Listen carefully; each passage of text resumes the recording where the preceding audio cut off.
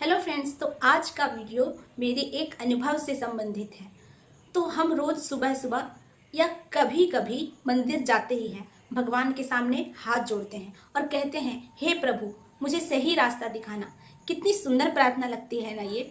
वही आदमी मंदिर से बाहर निकलता है, तुरंत मोबाइल पर किसी को झूठ बोलता है, फिर रिश्वत लेता है, फिर किसी गरीब को धक्का देकर आगे बढ़ जाता है। लेकिन जिंदगी के मैदान में आते ही वो भगवान को भूल जाता है। पाप, छल, चोरी, रिश्वत, अत्याचार, झूठ सब चला जाता है। ना भगवान का डर रहता है और ना अंतर आत्मा की आवाज। अब इसे क्या ही कह सकते हैं। वही आदमी सड़क पर चोरी करता है, लेकिन इस बार कोई मोहल्ले वाले, समाज के लोग उसे देख लेता है तो सब लोग उसको घूरने लगते हैं, फुसफुसाते हैं, अरे ये तो चोर है, अरे इसने तो ये कर दिया। आदमी को भी शर्मिंदगी फील होता है, आदमी पसीना पसीना हो जाता है, नजरें झुका लेता है। देखा, यही है वो मंदिर में जाता है और बाहर पाप करता है।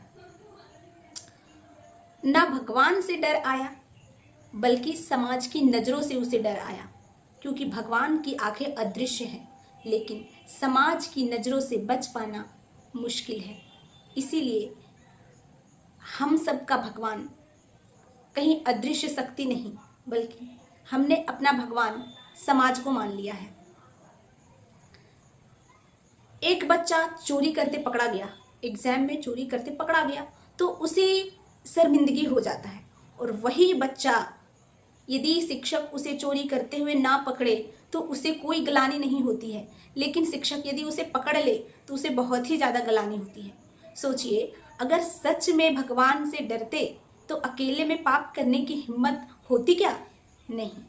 असलियत ये है कि हम भगवान से कम और समाज से ज़्यादा डरते हैं। ये सिर्फ किसी एक आदमी की बात नहीं है, बल्कि हम, आप और सब भगवान से कम और समाज से ज़्यादा डरते हैं।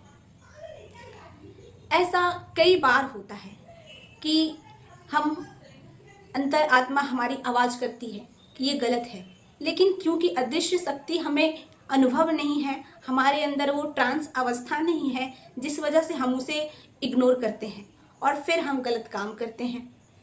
तो अब मान लीजिए, इंसान का असली भगवान है कौन? वो अदृश्य शक्ति या समाज जिसकी नजरें हम पर रहती है और हमें दिन रात जज करती है?